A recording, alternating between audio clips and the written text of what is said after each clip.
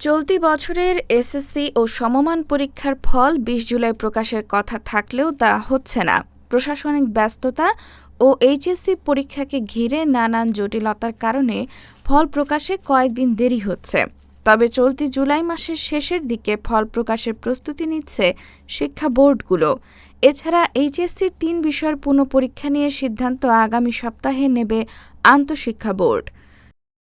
শনিবার ১৮ জুলাই আন্তঃশিক্ষা বোর্ড সমন্বয় কমিটির সভাপতি ও ঢাকা মাধ্যমিক ও উচ্চ মাধ্যমিক শিক্ষা বোর্ডের চেয়ারম্যান অধ্যাপক সৈয়দ আখতারুজ্জামান দ্য ডেইলি ক্যাম্পাসকে এ তথ্য জানান। তিনি বলেন, ২০ জুলাই ফল প্রকাশ করা সম্ভব হচ্ছে না। এইচএসসি পরীক্ষা সংক্রান্ত নানা জটিলতার কারণে ফল প্রস্তুতির কাজ শেষ হয়নি। তবে চলতি মাসের শেষের দিকেই এসএসসি ও সমমান পরীক্ষার ফল প্রকাশের লক্ষ্য নিয়ে কাজ চলছে।